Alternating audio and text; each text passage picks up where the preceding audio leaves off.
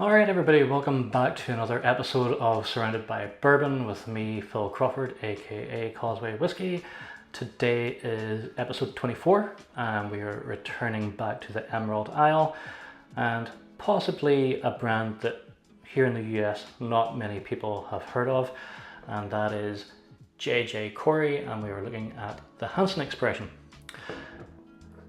So JJ Corry in its modern iteration was founded by Louise McGuane.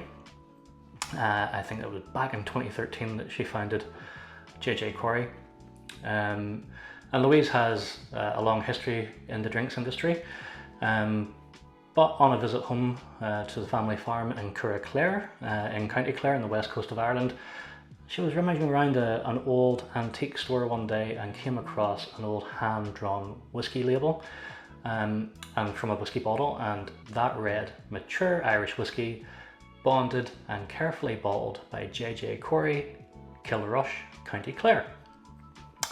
And Kilrush is actually a small port town that is just a few miles from Louise's family farm there in Clare. And it turns out that JJ Corry was a Victorian merchant of many things, including tea, bicycles, musical instruments, ammunition, but importantly it turned out he was also a whiskey bonder. Now whiskey bonding was something that was very important to the Irish whiskey industry back in the day. In fact, until Powers brought out the gold label, that was the first Irish whiskey to be bottled by a distillery, so most whiskey spirit actually ended up in the hands of spirit merchants and bonders. And so bonders essentially in Ireland, you could equate them to kind of being like the famous blenders from Scotland, such as Johnny Walker, Ballantyne's, Dewar's, or the Chivas brothers. So they mixed whiskies of different vintages, of different distilleries, from different types of barrels, and they created their own whiskey, their own blends. In Ireland, other famous examples of that would have been Mitchell and Sons, who were wine merchants but ended up releasing the Spot range of whiskies, and also Gilbey's, who were responsible for Redbreast. And it's a tradition that really died out in Ireland until Louise kind of resurrected it back in 2013. So why have we got the name the Hanson? Well, it turns out that the Hanson was actually the son-in-law of JJ Corry, or Mr. Hanson was the son-in-law of JJ Corry, and he was a revenue man back in the 1900s who was known for inspecting the casks down at Kilrush Dock, and locally he was known as Gauger Hanson. And so Louise just thought that this was too much of a coincidence, and so she may as well have a whiskey that was christened after this old neighbour. So that's how we get to the name of the Hanson. So what is the whiskey? Well, this is kind of unique for Ireland in that it is a blended grain whiskey. Grain whiskey, whether it's blended grain or single grain, is not really a big part of Irish whiskey output. So it's unusual to find grain whiskey. The last sort of big name brand that had a grain whiskey out really was on the open market for a long time, was Grenor from the Cooley distillery. They had an 8 and a 15-year-old, and then that sadly went by the wayside. But grain has kind of come back a little bit now. Method and Madness do a single grain amongst others.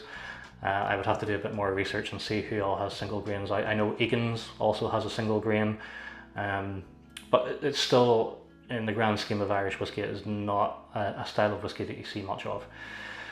So this is grain from 2 distilleries.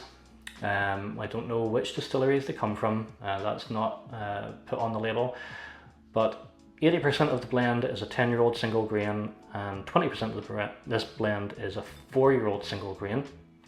And it is fully matured in ex-bourbon casks from Tennessee, from Kentucky, and also from New York. It is non-chill filtered, it is natural colour, and it is 46% ABV or 92 proof, so all the lovely things that we like to see in whiskey. This has been updated, so if you go and check the JJ Corry website, they now have new labelling. It also states that the Hanson is now a blend of whiskies between 5 and 11 years old, but it's still bourbon cask maturation from Tennessee, Kentucky and New York. Price wise, so this is listed on their website for $60 a bottle. I checked Master of Malt in the UK and it was $55 there if you were shipping to America. Now, I paid a lot less than that actually. I got this in Total Wine in Plantation here, and I picked it up for $34 a bottle, which is £26.50 or €32.25. So quite the bargain, hopefully. But yeah, an inexpensive bottle on my regard anyway, and what I paid. So anyway, let's get into the nose, let's get into the palate, and then we will discuss what I think about this whiskey. So, nose wise.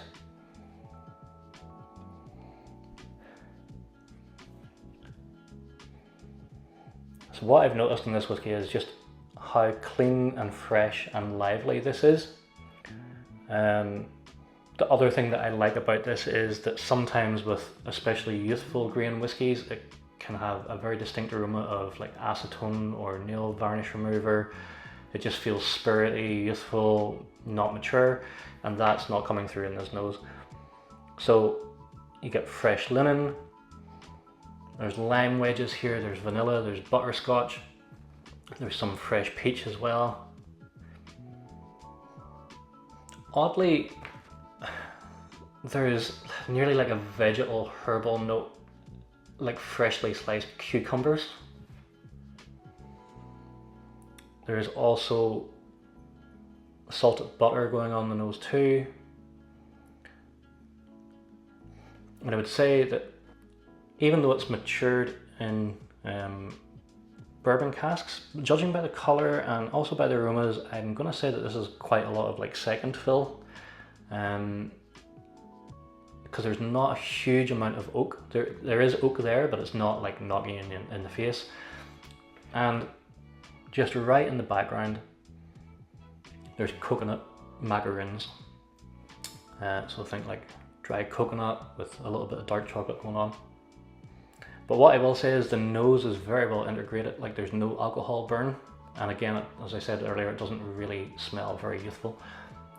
So let's get into the palate and see what we get.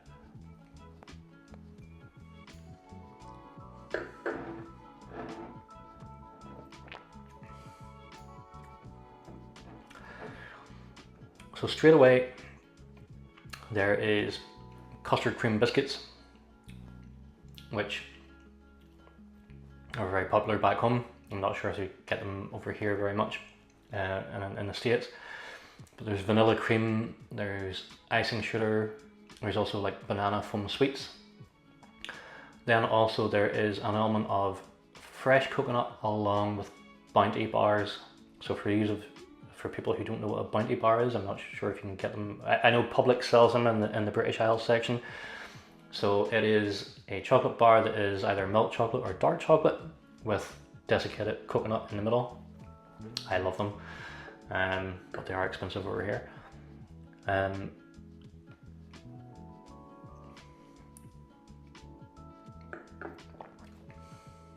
Going back for another sip. Mouthfeel wise, it's not too bad. It's kind of like medium body. It does coat the mouth nicely. Now there's a little bit of oakiness coming through, a little bit of astringency that kind of balances out the sweetness. There's some pink peppercorns in there as well.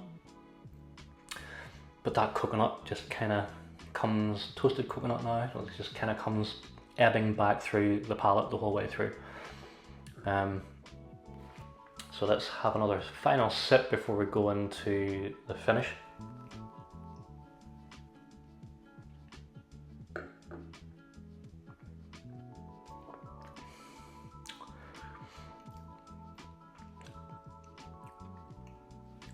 So the finish is short-ish.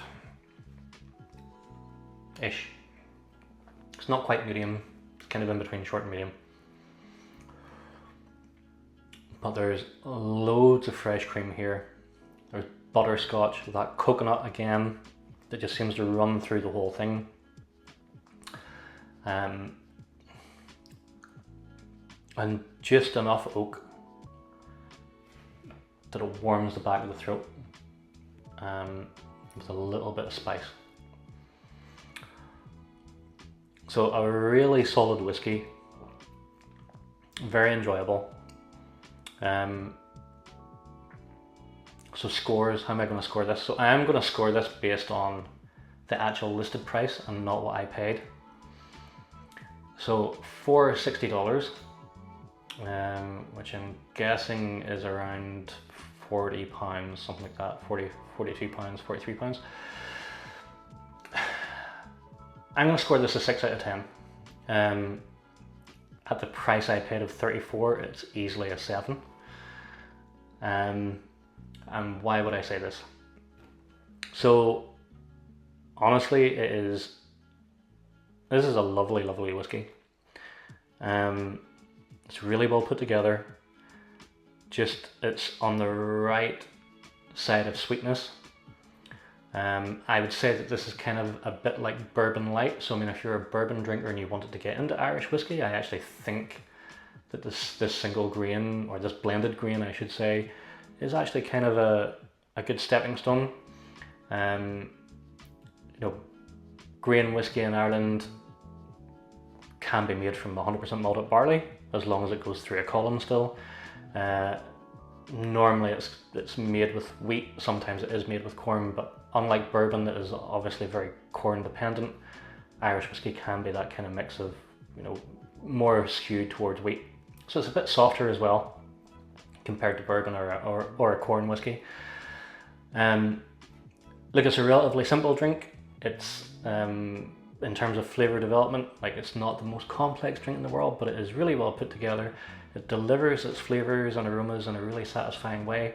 It actually does remind me very much of the old Grenor 8-year-old single grain from Cooley, which I thought was lovely stuff, and you know, now is sadly defunct. The only downside, and the reason why I'm putting it at 6, is because of the price. And so I think compared to what is available here bourbon wise, you know, for the like even in around the $34 that I paid for this bottle, I could easily have found a Wild Turkey 101 or an Old Grandad 114. And once you hit the $55, $60 mark, you're into Wild Turkey Rare Breed, and maybe like a Still Austin cask strength kind of price range. And at that point, I think this finds it a little harder to compete, even though I know it's a completely different style of whiskey. It is Irish grain, and it's made a different way, but you know, trying to be as honest as I can be. Anyway guys, that is JJ Corry, that is the Hanson.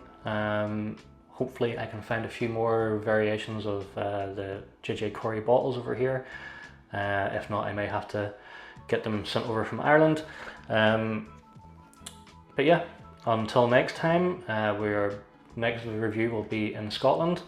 You will find out what that is soon enough. So yeah, thanks for watching. Please like, comment, subscribe, share, all that good stuff to try and help me grow the channel. And also remember as well that if you would like to support the channel, I do have a Buy Me a Coffee link that's in the description, and you can support the channel that way as well. That would be very much appreciated. Anyway, until next time, have a great night with whatever you're doing, and I will see you again. Sláinte!